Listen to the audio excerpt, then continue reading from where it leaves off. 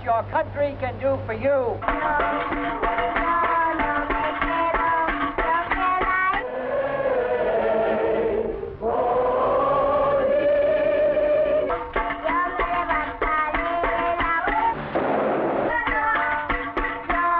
Mr. Bob Dylan. Thank you very much. Thank you. Okay. Thank you very much.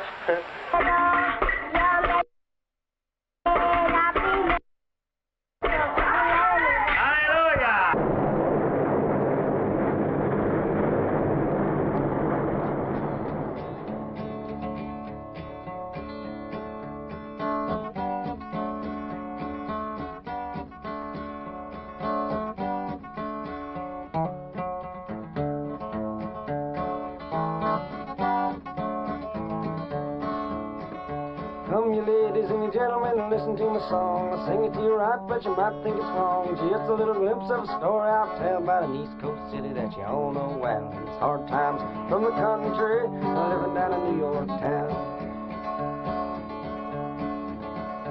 Oh, New York City is a friendly old town. From Washington Heights to Harlem on down. There's a mighty many people milling all around. They'll kick you when you're up and knock you when you're down. And it's hard times from the country, living down in New York town. Well, the weak and the strong and the rich and the poor, crowded together, ain't room for no more. Crowded up above and crowded down below. When someone disappears, you never even know. And it's hard times from the country, living down in New York town. You've been singing, you've sung now at Gertie's here in town. And have you sung at any of the coffee houses? Yeah, I sang at Gaslight. That was a long time ago, though. I used to play down the Wah, too. You know, you ever know where that place is? Yeah, I didn't know you sang there. Yeah, I sang down there during the afternoons. Played my harmonica for this guy there who was singing. He used to give me $1. Play every day with him from 2 o'clock in the afternoon until 8:30 at night. He gave me $1 plus a cheeseburger. A thin one or a thick one? I didn't much tell in those days. Baby, please don't go. Baby, please don't go. Baby, please don't go back to New Orleans. You know it hurt me so. Baby, please don't go.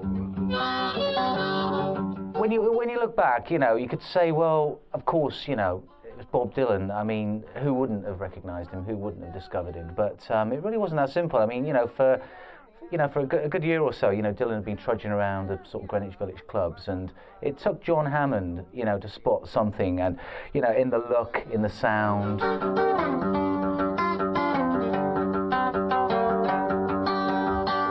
John Hammond first met Dylan at, I think it was at Carolyn Hester's apartment. She was a folk singer who had asked Bobby if he'd play harmonica on her record that John Hammond was producing.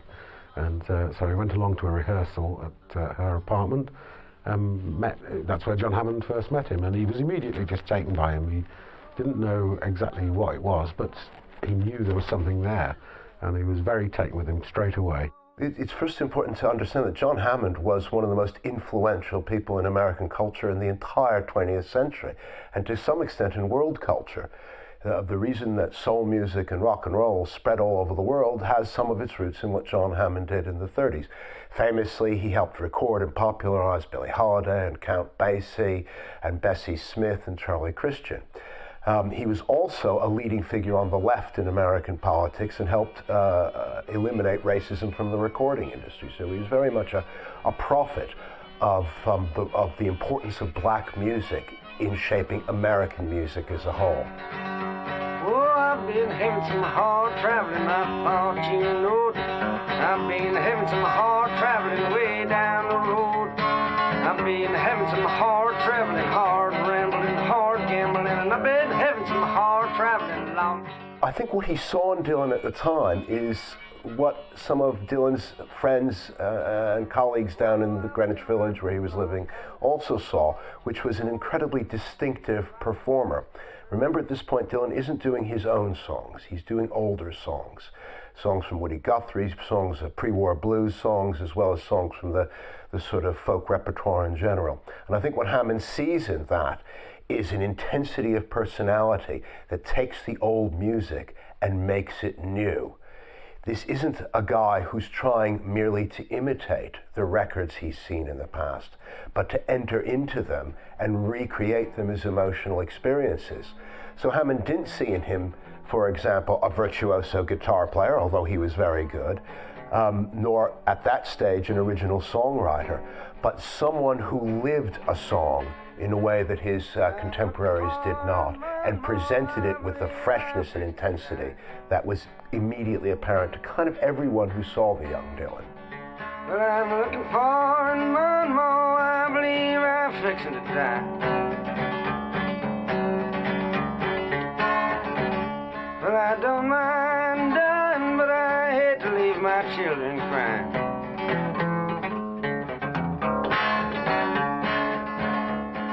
Bob Dylan's first album, which was self-titled, is a very odd affair because most of it consisted of covers. There were two original songs, one called Song for Woody about his hero Woody Guthrie, and another one called Talkin' New York. And both songs are heavily influenced by Woody Guthrie, ironically. The rest of the album, covers. At the time, he was immensely influenced by Woody Guthrie, who at that time was suffering from Huntington's chorea and stuck in a hospital in New Jersey, which was one of the reasons that Dylan first left Minnesota to come to New York to meet Woody Guthrie. So the tale goes he phoned up from Minneapolis to say, to speak to Woody, and they said, "Oh, he can't come to the phone. He's not, able to, and but you can visit." And so he thought, right, that's it, and he immediately walked out in a blizzard and started hitching to New York to meet Woody Guthrie. And so Song to Woody reflects his great gratitude and affection and respect for the person that he saw as the greatest songwriter. Lord is rising up above my head, up above my head. It's almost as if Dylan is trying to measure himself against these enormous giant figures of folk and blues music whom he's grown up with, but who seem to belong to a completely different era, an era before the commercialization of recorded music, before pop music. And he wants to see if he is a young person, and remember, he is of the rock and roll generation. He starts with Presley and Buddy Holly and then goes back to folk music because it seems more intense and more authentic to him. And it's as if he's trying to say, I'm not just a callow 20-year-old, there's a greater richness in me. And amazingly, he brings it off. That must be one of the few first albums from someone who subsequently became a great artist that people still listen to. I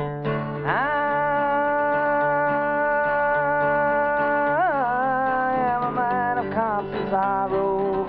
I've seen trouble all of my days.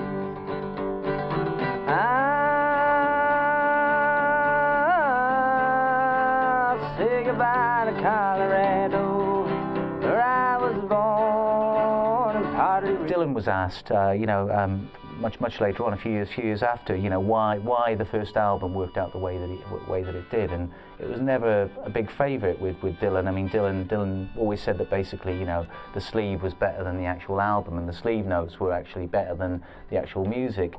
But he did admit, and I think quite a telling remark. He was asked, why only two of his own songs, when at that time he was a fairly prolific songwriter. I mean, not to the extent that he became in the mid-60s. But he said very simply, I didn't want to reveal too much of myself at that point. And I think that's a very telling remark. I think that basically he was that bright, he was that shrewd, he was that measured even at that point. You'd think, wet behind the ears, still with the puppy fat, basically kind of this, more or less this guy who was like straight off the turnips, basically from Minnesota. You think he'd be thrilled at the idea of, signing up to Columbia Records, and would therefore be kind of malleable. But already at that point, he was like, no, this is what I'm going to do. You know, to the extent of saying, well, if I basically more or less fill up this album with cover versions, it means that I'm not giving too much of Bob Dylan away. Snow, sleet and rain.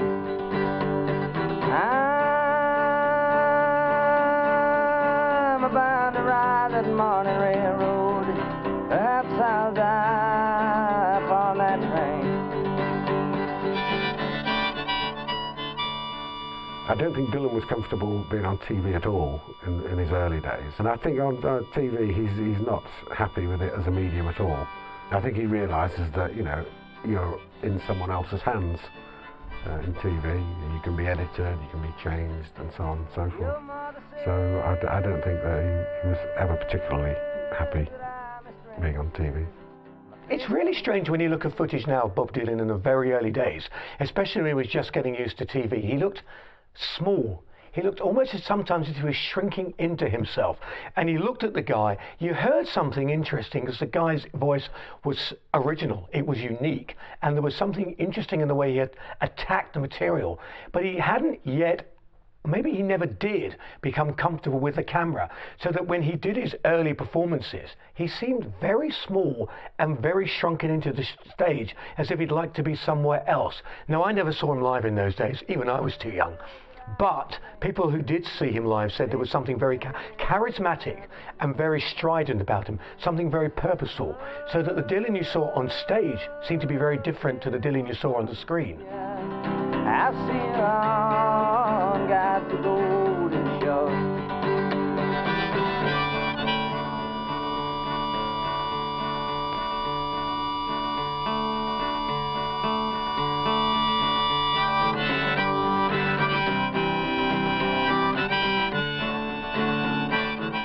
I think the performances remain breathtaking, and I think in fact it's quite important to go back and listen to them and look at them again. And nowadays, after years in which they were only available on bootlegs, one can get access to these things, and that it is shattering how intense his presence is, how uncompromisingly he presents what he feels as the inner core of the song, however tragic, however despairing or morbid. If you take, for example, his performance of No More Auction Block, which is a song that goes back to, it's a song about an escaped slave, and it goes back to the days when there was slavery in the United States.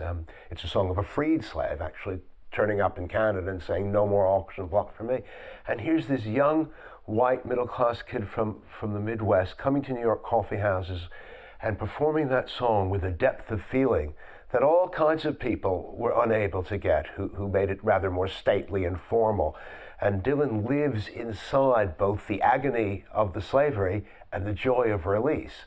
And that is some deep emotion within himself that he was able to bring to those things. And I actually think watching these things now, you know, it's almost scary. The intensity, the originality of the performance. Place that I studied from. If I know the bad you treat me, maybe I never would have come. Less so now, though even so now, the general, you know, what young musicians are advised to do is not to depress their audiences. Generally commercial wisdom is you want to cheer people up. And here's Dylan taking the exact opposite tack. He's taking a mysterious song, a demanding song. His performance of it's stunning, in fact.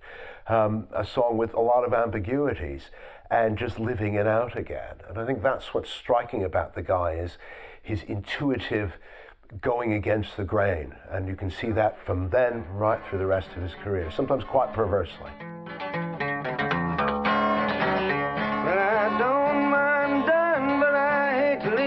Children cry.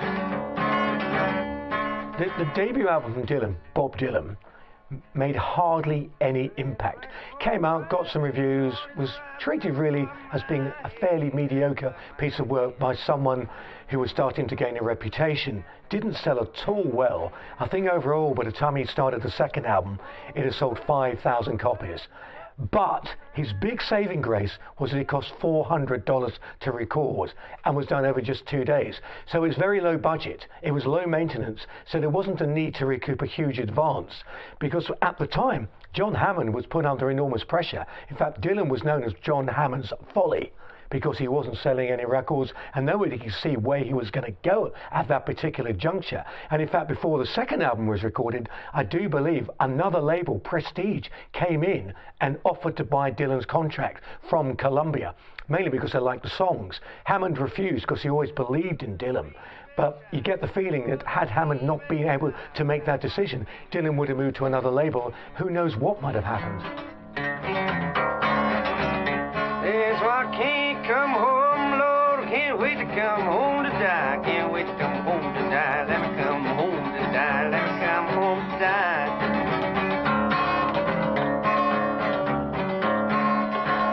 Yes, I'm looking for a man, I believe I'm fixing to die. I believe I'm fixing to die. Audience reactions to early Dylan were very divided. There were those who immediately responded to the uniqueness of the voice, to the distinctiveness of the presentation, to the way the guy looked, and both male and female fell in love with him. And then there were fairly large numbers who felt that the whole performance was incomprehensible. They thought he had a bad voice, an ugly voice. They thought that he was full of jerky, weird mannerisms, and that he was an incomprehensible, shuffling, inarticulate kid. Now, they were wrong. But that was the majority view to begin with. And what's striking about Dylan is that in the years to follow, instead of sort of polishing up the roughness and honing down those things that people found a bit off-putting in his performance, he actually goes deeper into it, and it's in going deeper into it that he wins the bigger audience. Big generational thing, this. There was... having grown up in the 60s, I can testify to this. There were some issues beyond political issues that were impossible to bridge, about which it was impossible to bridge the generation. And one was the quality of Bob Dylan's voice. From the moment I heard it, I thought, this is great. I'd much rather hear this guy than Peter, Paul, and Mary or Joan Baez, who do his songs. Whereas my parents, who were politically sympathetic to the movement, couldn't bear his voice because they had grown up with an idea of vocalization in the Frank Sinatra era and so forth, which was about polish, finesse, and a smoothness of presentation. Whereas what excited me, it was actually a visceral excitement, was the roughness and rawness of it. Because it wasn't like folk music that other people were doing, which was generally very kind of happy, clappy and rousing and very nice. All this kind of, very upstanding kind of music, and everybody would wear ties and things as they sang it. He was basically a blues singer, and it has that strange keening quality to it in his voice. He stretches, syllables around and so on. He plays with it, and he also makes fun of it at the same time. And so at the same time, there's this kind of blues obsession with death and so on, and hardship, and this curious light-heartedness that he's making fun of, neither of which you get in most folk music. Folk music is very serious and rarely light-hearted, but it tries to be uplifting as well. And his first album is not either of those things. It's neither serious nor uplifting. It was very difficult for him to actually get to make a second album. In between the two, Dylan really explodes as an original songwriter. And that is partly, and perhaps principally, the impact of the civil rights and peace movements at the time. Falls down in Mississippi not so long ago, when the young boys from Chicago town walked in his southern door. This boy's fateful tragedy, he should all remember well. The color of his skin was black, and his name was Emmett Till. His first protest song, which he never got around to putting on any album, Death of Emmett Till, he writes in February of '62, and within a few months he's written Blowing in the Wind, Oxford Town, Hard Rain's Gonna Fall, Masters of War, With God on Our Side, Hattie Carroll. That's all within 18 months, and I've left out another 20, in which he covers a wide variety of issues. The sit-ins by young African-American people in the South, people exactly Dylan's age, stir his imagination. They give him the confidence to say something new, to put new words to old songs, and they also give him an audience, which it's important to stress at this stage is a small minority audience, but is the beginning of something that by the end of the 60s has become a genuine mass phenomenon. And that's a key part of the story of Dylan, that he starts as the voice of a small minority, and rather against his will becomes the voice of a huge number. Whatever we've done as a people has always been turning up in song. Folk songs, we call them. I don't guess there's a better way in the world to get to know about a country and its people than to listen to its songs. How many roads must a man walk down before you call him a man? Yes, and how many seas must a white dove sail before she sleeps in the sand? Yes, and how many times must the cannonballs fly before they're forever banned? The answer, my friend, is a blowing in the wind. The answer is blowing in the wind. In about the spring of 1962, he writes a song called Blowing in the Wind. That is quickly given by his manager, Albert Grossman, to a new group called Peter, Paul and Mary, who then have a huge hit with it. Now, no one had expected this to happen. The idea that there would be a top 40, top 10 AM radio hit, which made references to the struggle for civil rights, to the campaign to ban the bomb, and to the broader question of the individual's moral responsibility in relation to injustice. This was contrary to all commercial wisdom. Now, Peter, Paul and Mary's version of this is, I think, a bit soporific, and it's very smoothed out. But the fact is that no other version would have got airplay at the time. And so that becomes an anthem. Before Dylan himself has recorded the song or released his own recording of it, he becomes famous as the author of Blowin' in the Wind, and Blowin' in the Wind is rapidly taken up as a standard almost, along with We Shall Overcome and Eyes on the Prize, at civil rights rallies and folk hootenannies. And so he finds himself in the extraordinary position of being 21 or 22 years old and having written a classic. Must one man have before he can hear a people cry? Yes, and how many deaths will it take till he knows too many people have died? The answer, my friend, is a blowing in the wind. The answer is blowing in the wind. The Freewheelin' Bob Dylan was the great breakthrough, not just for Bob, but for folk music generally. It was, the album which had his great early songs on it. Blowing in the Wind, Hard Rain's Gonna Fall, Don't Think Twice, Girl from the North Country, Masters of War. It sort of crystallized that whole kind of folk protest spirit of the times, and it had, songs that were railing against oppression and inequality and so on, but also it did have a certain amount of hope in it. Those songs are just absolutely priceless. They're gems. Dylan seemed to hit a beautiful wave of being able to write about social phenomena, but to make it his own. He was writing with a sense of rhythm, a sense of style, a sense of poetry, but also making very strong statements. The brilliance of Freewheelin' is that it exposes the various dimensions of Dylan's music and personality at that time. It has the famous protest songs, but it also has some of the greatest songs about romance. I hesitate to call them love songs because I think they're, I think "Don't Think Twice, It's All Right" is more complicated than a love song. You just kind of wasted my precious time. This is an amazingly candid line, which is not what you expected in, for example, in the Beatles' music of the time. And it has humor, talking World War III blues, wild, surreal humor.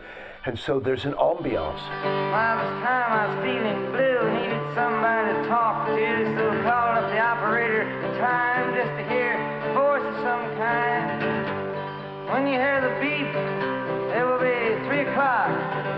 She said that for over an hour and I hung up. To me, there are 2 moments that perhaps, with hindsight, turned Bob Dylan from a very talented modern young artist into a hero of counterculture. The first was when he refused to go on the Ed Sullivan Show. It's a fascinating story because he had a song called Talking John Birch Paranoid Blues, sometimes known as Talking John Birch Society Blues, which was supposed to go on the Freewheelin Bob Dylan album, his second release. Several weeks before his scheduled Ed Sullivan Show appearance, it already had been decided it wasn't going to go on the album. Dylan himself later claimed it wasn't good enough, although apparently Columbia's lawyers were very worried that it was a bit too libelous and could lead to problems, and they persuaded him to take it off. Whatever, it was always not going on the album once the decision had been made. Several weeks later, Dylan goes to the Ed Sullivan Show, one of the premier American entertainment shows. Appearance on Ed Sullivan guaranteed you a national audience like no other in America. It was the premier show, creme de la creme. Everybody did it, everyone had done it. The Beatles were to do it, the Stones were to do it. It was a way of breaking yourself into the cultural consciousness of America. And during rehearsals, Dylan worked up Talking John Birch Paranoid Blues. That worried the powers that be on the Ed Sullivan Show, and they requested Dylan to drop the song. Dylan basically stood up and said, if I can't do what I want to do, I'm not appearing on the show. Walked out. Completely walked out. And in one fell swoop, struck a blow for the counterculture, for the alternative way of looking at things.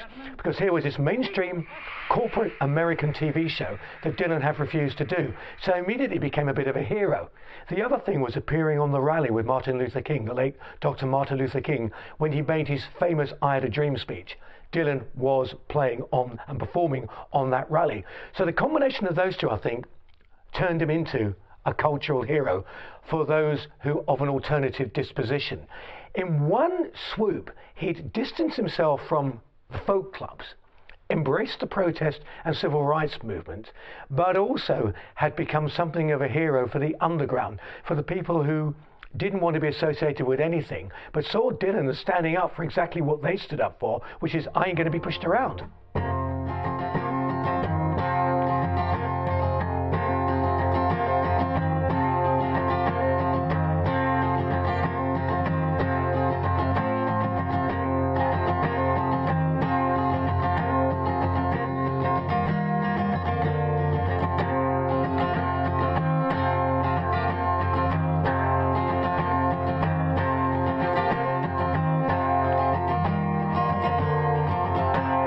Masters of War is about as scathing and contemptuous as he gets with war or warmongers, and it's significant that he doesn't go, he doesn't attack the soldiers or any of that, or even the politicians. It's the people that make money out of war that he's attacking. It's the people that make the munitions, or rather that sell the munitions, that he's attacking there.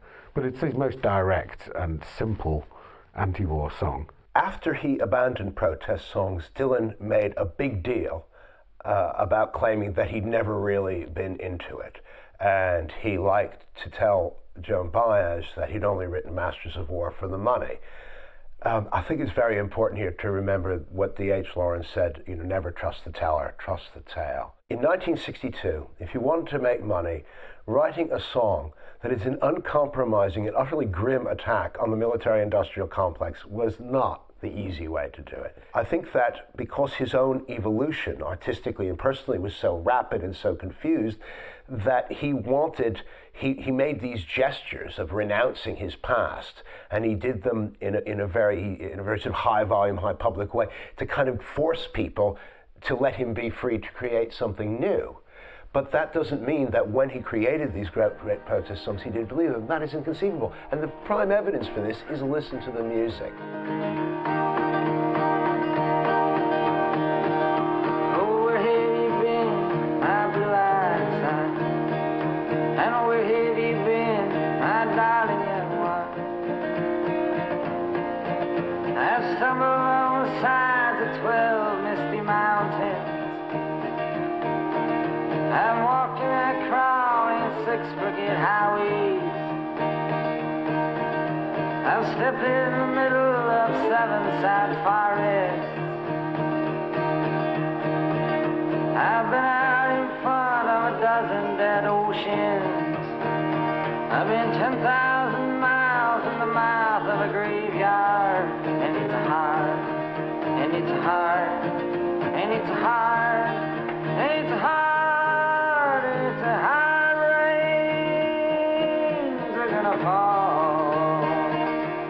Hard Rain's Gonna Fall was written remarkably when Dylan was 21, and it's extraordinary. It's not just an extraordinary Bob Dylan song, it's an extraordinary song per se.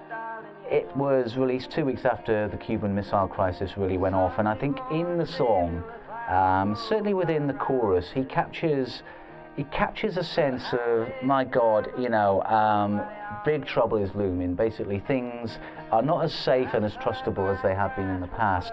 But the song as a whole, the amazing thing about Hard Rain's Gonna Fall is that I think Dylan himself once said that almost every line of it could be the opening to a song. It could almost be a song title.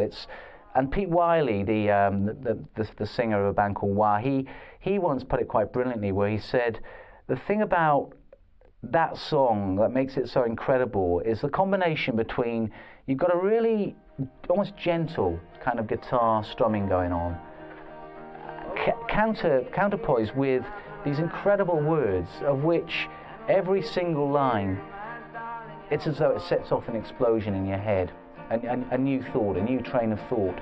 I heard the sound of the thunder that roared out a warning. I heard the roar of a wave that could drown the whole world. I heard 100 drummers whose hands were blazing.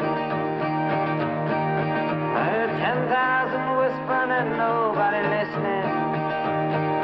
I heard one person starve, I heard many people laughing. I heard the song of a poet who died in the gutter. I heard the sounds of a clown who cried in the alley. And it's a hard, and it's a hard, and it's a hard, and it's a hard, and it's a hard rains are gonna fall. Hard Rain's Gonna Fall is certainly the most sophisticated song he'd written up to that point. And he famously said, oh, you know, I wrote it during the Cuban Missile Crisis, and I didn't think there was going to be, you know, enough time to write many more songs. He thought, you know, that the world could end. There was a big feeling at that point that, you know, the world was doomed, perhaps. And so he set about writing a song that would say everything that he had to say. How many young girls she gave me a rainbow. I met one man who was wounded in love. I met another man who was wounded in hatred. And it's hard, and it's hard. Hard Rain's Gonna Fall was the beginning of Dylan breaking the mold of traditional songwriting in its length, in the abstruseness of its imagery, and in the fact that its structure is essentially a free association of ideas and images rather than the sort of verse-chorus ballad narrative structure that Dylan was also excellent at but had already mastered. It's only a brief experiment at this point. It's not for a couple more years, say 2 more years, before he returns to what he called flashing chains of images. In this, he was influenced by Rimbaud and the symbolist poets. But again, one doesn't know how much he really read of them, and it doesn't really matter. What's important is that even if he read only one poem sitting in a friend's, living room while they were doing something else, it was enough to give him the idea of structuring a popular song or a folk song in a new and different way. Dylan, I think by this point was kind of aware that a song like Blowing in the Wind had impact. It was an immediate anthem, but I don't think he wanted to write anthems. He was too smart for that. He realized that he wanted songs that weren't going to insult the audience by being oversimplistic about things, that he was starting to write songs that were multi-layered, extremely complicated. I mean, you could listen to a song like Hard Rain's Gonna Fall for the next 100 years, and you'll never quite figure out, what Dylan meant. Certainly Dylan's never going to shed any light on it, but it's an extraordinary work. I'm going to back out for the rain starts to fall in. I head for the depths of the deepest dark forest, where the people are many and their hands are all empty, where the pellets of poison are flooding their waters, where a home in the valley meets the damp, dirty prison, and the executioner's face is always well hidden, where the hunger is ugly, where souls are forgotten, where black is the color and none is the number, and I tell it and think it and speak it and breathe it. It has what I think is a really key line for all of Dylan for the rest of his career, where he says that the executioner's face is always well hidden. The executioner's face is always well hidden. Lots of us have been writing all our lives, will never come up with anything as succinct and resonant as that, and Dylan came up with a lot more like that. And in that song is the sense that what appears on the surface is misleading, that the real powers who control our lives and commit crimes against us are not the people right in front of us, not the soldier with the gun, to put it crudely, but the powerful politician or corporate boss who ordered the soldier to fire, and behind them, the media bosses who construct a world in which it's possible that such terrible things can happen. I think we see, or we hear, in tracks like Hard Rains Are Gonna Fall, and even Blowing in the Wind, and certainly Masters of War, a sense of sophistication that transcended folk.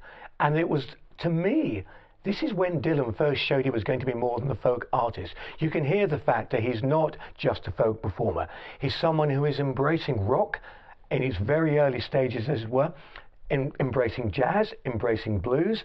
This is a man who's reaching out beyond the confines of folk and starting to explore his own musical talent. And it was a vast musical talent that refused to rest steadily and easily in any one genre. He always loved to open himself out. Dylan actually said in those early days, he wasn't a folk artist. I've no interest in folk rock. I'm not a folk artist. To me, my music is vision music. It's mathematical music. He kept repeating on more than one occasion in interviews over a period of 2 or 3 years, mathematical music. And I think that's maybe the key. For mathematical read sophistication, he wasn't afraid to try different arrangements. He wasn't afraid of complexity. He wanted to challenge himself and see how far he could take it. One time a crazy dream came to me. Dreamt I was walking to World War III. I went to the doctor the very next day to see what he had to say. He said it was a bad dream. Freewheelin' Bob Dylan is the crucial folk album of the 60s. But before that, there'd been, Pete Seeger had sold a few albums, and Joan Baez, notably, had sold quite a few albums. But Freewheelin' Bob Dylan sold a lot of albums. It was, the breakthrough record that defined the folk movement in the 60s. It was. I remember one time in the 60s when, in the British top 10 albums, he had an album at number 1, and an album at number 5, and an album at number 10. And no one had done this before. All of a sudden, he was everywhere. And the Freewheelin' Bob Dylan was the album which broke folk music through to a huge audience. When the Freewheelin' Bob Dylan was released, now you've got to remember it was coming off the back of no success with his self-titled debut, but when this came out, I think it made a lot of people sit up and take notice. And not just the critics, he got a lot of praise. Van Morrison hailed it as a great album many years later and said he was stunned by the fact that he was a folk artist not writing about the moon, but seemingly reaching out and actually becoming very socially aware. George Harrison of the Beatles claimed that when the Beatles were in France when this album came out, they went and got a copy of it and played it to death, and it had an influence on them and the way they wrote songs. So at this juncture, Bob Dylan was becoming influential. He wasn't just the folkie coming out of the clubs making a good album of folk tunes. This was a modern performer embracing modern culture and counterculture and actually starting to have an impact on his peers and starting, as it were, to agitate and move away from his roots. People could hear there is something special stirring here. It's not just about a very talented performer, it's about a unique songwriter who was capturing the spirit of the time, but was actually moving it forward as well. He wasn't just speaking about a generation, he was starting to speak for a generation.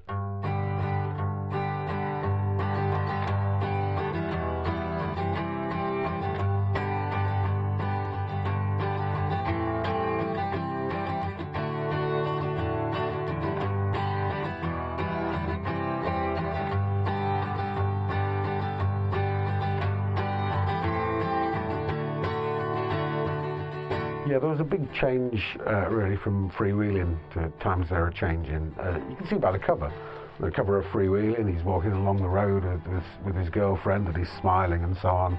And Times They Are Changing, you see the cover and it's just looking this flinty kind of scowling presence, and it's really just that and type and these song titles and so on.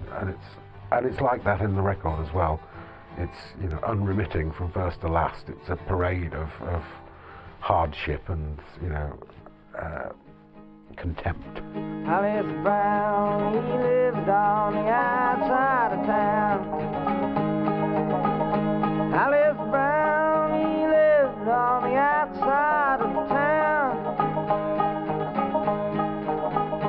with his wife and 5 children and his cabin falling down.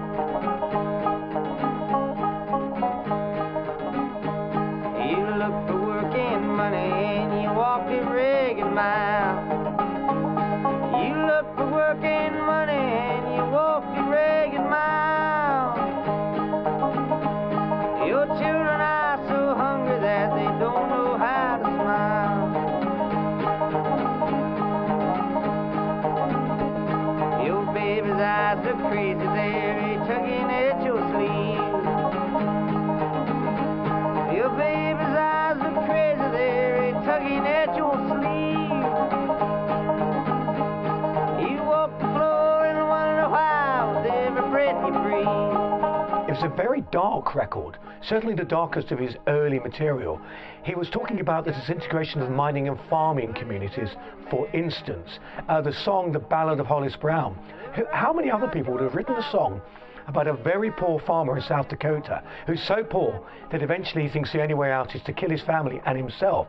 That's bleak. Your baby's crying louder now, it's pounding on your brain. Your baby's crying louder now, it's pounding on your brain. Your wife screams and stabbing you like dirty driving rain. I think it fits in with the record. I mean, it's a song about poverty, and it's a song in which it's almost misleading to say it's a song about poverty. It makes it sound boring. It's a song in which he goes inside the emotional consequences of poverty.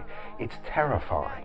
It's a song of existential desolation. You can hear it in the guitar strumming, and it doesn't have any special effects on it, but it might as well. You can almost hear that desert, that prairie wind blowing, and the isolation of the poor man's shack and all of that.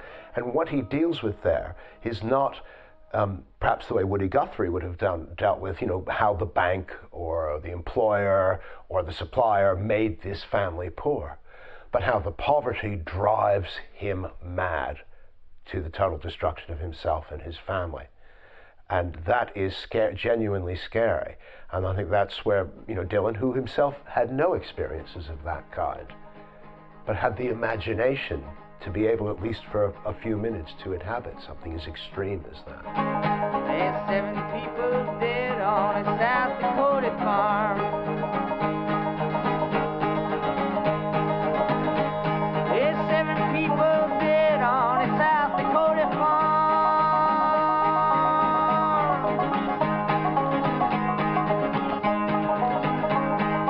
Somewhere's in the distance there's 7 new... The Times They Are A-Changin' is Dylan's most explicitly political album in many respects, and it's the album in which he most completely presents himself as a prophet against social justice, and that's right down to the photograph, the monochrome photograph on the cover. Oh, my name, it ain't nothing.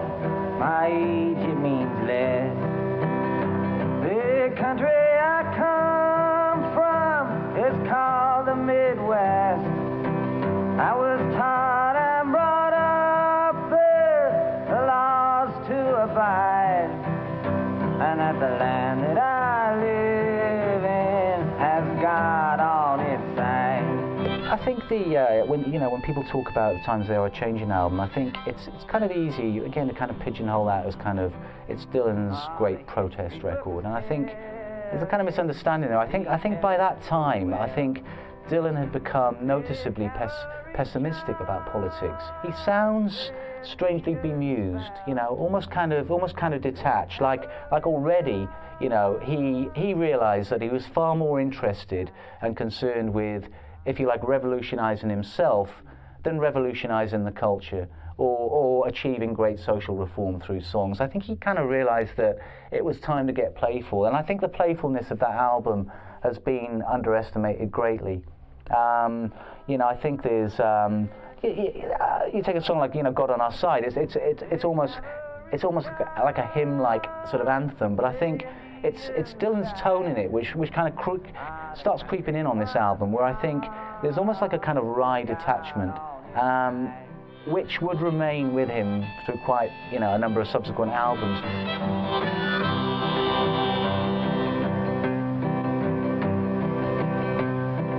Spanish-American wars had its day, and the Civil War too was soon laid away, and the names of the heroes I was made to remember. With God on Our Side is a song that has become more relevant since 2001 and with the Bush administration. It's an examination of fundamentalism, of American nationalist fundamentalism.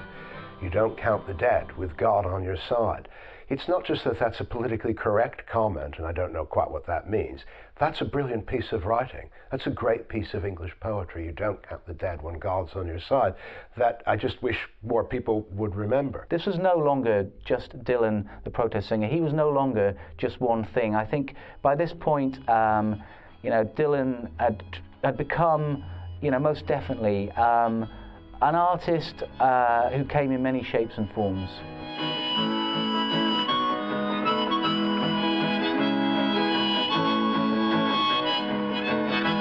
I think really Times Are A-Changin' is almost like him using up his fund of protest songs. It's sort of like putting them all on one album and that's it. Right, there you go, that's it. It's your great protest album for all the folkies out there who wanted to hold the placards and go on the marches and so on. And there you go, that's it. But I think it really was the last hurrah for that, because he recorded it late in 1963, and by 1964, when it appeared, he'd already got bored with that kind of thing. So it's the last hurrah for protest music for Bob. And you who philosophize disgrace and criticize our fears, take the rag away from your face. Now Now ain't the time for your tears. I think it's just too facile to say all these songs are protest songs and therefore they're one-dimensional. Hattie Carroll is not a one-dimensional song. Hattie Carroll is a brilliant piece of storytelling. It's utterly heartbreaking, and it goes way beyond the particular incident that it's talking about to challenge the complacency of all of us who sit comfortably in our homes and are not subject to race and class violence. Where words and sneering, in his tongue it was smiling, and in a matter of minutes, on bail was out walking. And you who philosophize disgrace and criticize our fears, take the rag away from your face. Now ain't the time for your tears. I think The Times They Are A-Changin' remains an incredibly challenging album. The one reason that I think people tend to be a little dismissive of it is the title, because the title song, which rapidly became a big hit for Dylan, is actually quite uncharacteristic of Dylan in some ways, in that it's so confident that the change will come. And I think in many ways it's a terrific song, but nowadays it's really moving because it was a failed prophecy. And if you hear it now, what you'd think of is not, yeah, we're going to change the world, but, ooh, we didn't change the world, did we? And that has its own emotional power, though that clearly wasn't what Dylan intended. But I think a song that's more typical of how he's feeling at the time and deals with the same thing, and I prefer as a song, is When the Ship Comes In. That's one of my favorite Dylan songs. Then the sea will split and the ships will hit, and the sands on the shoreline will be shaking, and the tide will pound and the waves will pound, and the morning will be breaking. It takes bits of Brecht and Weill's Pirate Jenny and from the Threepenny Opera, and it takes bits of the Bible and bits of Buddy Holly and strings it all together into a wonderful tune about a fantasy about what will happen when we win and they lose, when the good guys and the oppressed beat the bad guys and the oppressors. And what he does is he fantasizes a moment of revenge very intimately. He looks forward to the day when his enemies are not just beaten, but humiliated. Now, that's beyond the politics of it. That's about an emotion. The emotion of that powerless people all over the world often feel. And Dylan, by reaching into his own sense of powerlessness, gave it a kind of permanent and magnificent expression. Then they'll raise their hands and we'll meet all your demands, but we'll shout from the bow, your days are numbered. And like Pharaoh's tribe, they'll be drowned in the tide, and like Goliath, they'll be conquered.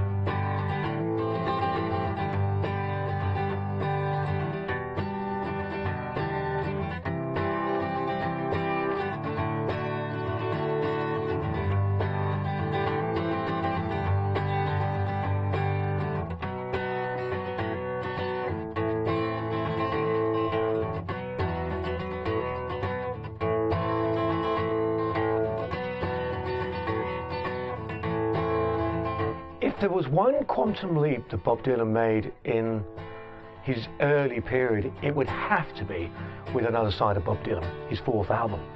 This was an album unlike any he'd ever done before.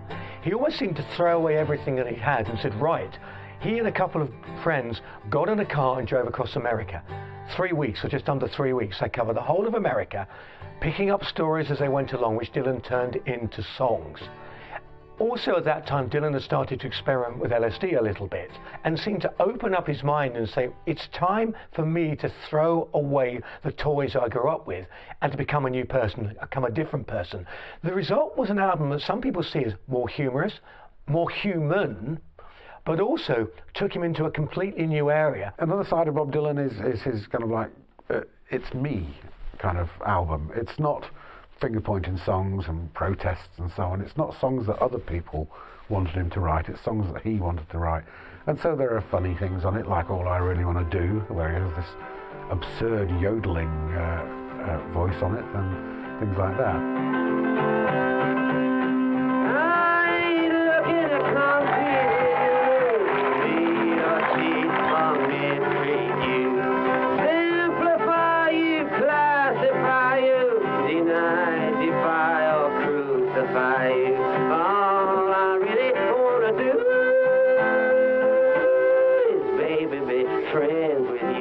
It was his break with folk music. It was the moment when the folk cognoscenti, the critics, the hoi polloi of the folk industry, disowned him. They didn't want to know because they saw this as an absolute betrayal of everything they felt Dylan should stand for. But in the process, he came up with a very, very interesting album. An album full of intriguing songs, produced by Tom Wilson, and incredibly enough, possibly the most amazing fact of all, an album recorded in one day. June the 9th, 1964, he recorded the whole album from beginning to end in that one day, which is astonishing. Who would do that nowadays? People would take 3, 4, 5, 6 months to get what he had. But there was a spontaneity about it, a liveliness about songs, and you listen back now to the record, and it really does sound like a quantum leap from what had come before to a new era. All I really wanna do is baby be friends with you. This fascinates me, this moment of transition and transformation. After, say, 20 months in which Dylan is writing a blaze of brilliant protest songs and becoming known and celebrated in the mainstream American media as the voice of a generation and the laureate of the social movement, he decides that this is exactly what he does not want to be. He is horrified by the whole idea, and I think there's quite a number of elements to it. One is that this was a 22-year-old guy who was still himself growing, experimenting, changing, and above all, what he wants is the freedom to grow, experiment, and change. And that's hard to do when you've got the spotlight on you, and it's hard to do when not just the media, the mainstream media, but your own fans and indeed the whole of the civil rights and peace movements want you to be what you already are. And Dylan can't do that. And so part of it is just his need for personal freedom from the very image that his genius had helped construct for him. And this is his dilemma through all his life. He creates these traps for himself and then spends years trying to get out of them.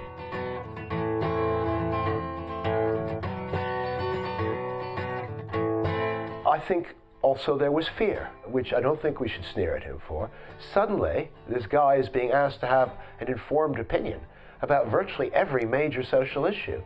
And he wasn't informed about many social issues, and there was no reason to expect that he would be.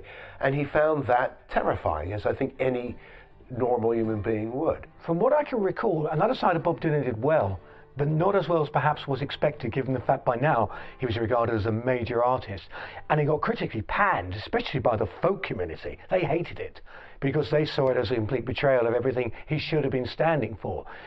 What they were failing to realise was that Bob Dylan never belonged to them anyway, and never wanted to belong to them. In fact, the irony is, if they'd actually been reading his interviews, going back 2 or 3 years before that, they'd know he never regarded himself as a folk artist. He didn't want to be in that little box, because that box was little. By this point, Bob Dylan could mean to you whatever you wanted him to mean. And I think it brings to mind something that W.H. Auden said in an obituary for Sigmund Freud, which is, to us, he is no longer a person, but a whole climate of opinion. And I think that's what Dylan had become in '64 and would continue being. I mean, basically, he was huge, he was massive, he was a cultural force. He was, by himself, a force of nature.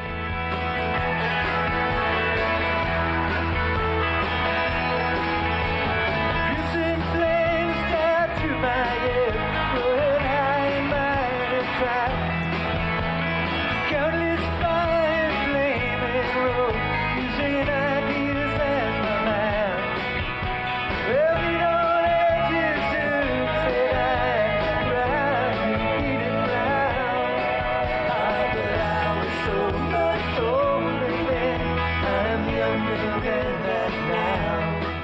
think at one point in his life he regarded, his past as an irritation and so on, and he constantly tries to throw off his past and reinvent himself and so on. But I think in later years he's reached a kind of an accommodation with it, and he sings songs from those albums still to this day. But I was so much older then, I'm younger than that now. Girls' faces form the forward path, phony jealousy. You're memorizing politics of ancient history. Come down my corpse, evangelist, on you gotta go somehow. But I was so much older then, I'm younger than that now. Dylan never abandoned folk music, and that becomes clearer as the older he gets. I mean, the last few albums have essentially been folk albums, and nobody of his generation absorbed folk a greater diversity or in greater depth the existing heritage of American music, and he's constantly reworking it. But his understanding of folk music was not a museum piece. This is always what's important to Dylan. What he hates, at one point he says, man, it's not the bomb that's got to go, it's the museums. Bit of an extreme statement, but you know what he's getting at, that the museums embalm living art. And art that lives for him is art that's on the tip of people's tongues, art that's spoken in the street, art that comes from immediate and real experiences rather than from people trying to imitate previous models. And so folk music to him is exactly not a bunch of people with period instruments reproducing exactly what someone did 30 years ago or 100 years ago. It's about people taking that inheritance and remaking it. And so what he does when he goes electric is to take all of those folk sources, not abandon them, but heighten them and give it a broader musical palette.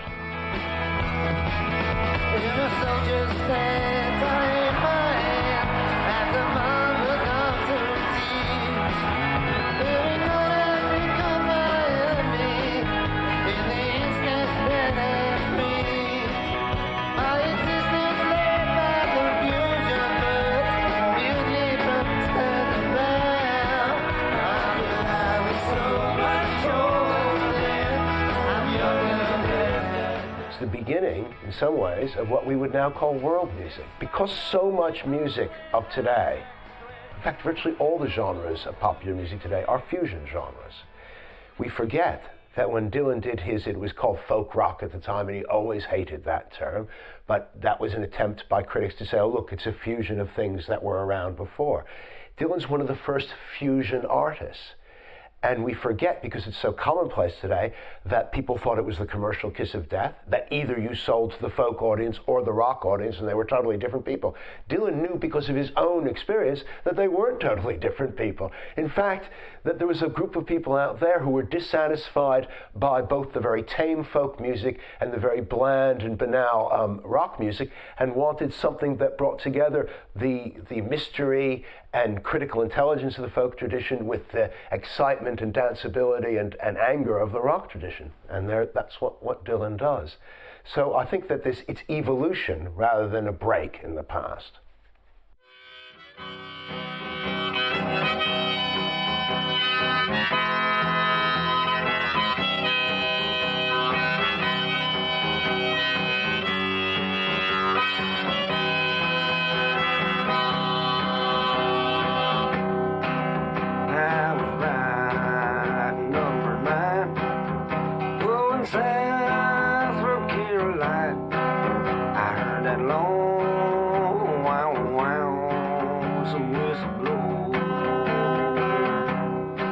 That was Bob Dylan, just one man doing all that, playing the mouth harp and the guitar, because when you do this, you have to wear a little sort of what another person might call a necklace. Yeah. And then it's got joints so that you can bring the mouth harp up to where you can reach it to play it. Bob Dylan is, well, you must be 20 years old now, aren't you? Yeah, I'm 20. Are you? Yeah, I'm 20. I'm 20. When I first heard Bob Dylan was, I think, about 3 years ago in Minneapolis. And at that time, you were thinking of being a rock and roll singer, weren't you? At that time, I just started doing nothing. I was there. Well, you were studying. I was working, I guess. I was making pretend I was going to school out there. I'd just come there from South Dakota. That was about 3 years ago. Yeah. Yeah. I'd come there from Sioux Falls, and that was only about the place. You didn't have to go too far to find the Mississippi River. It runs right through the town, you know.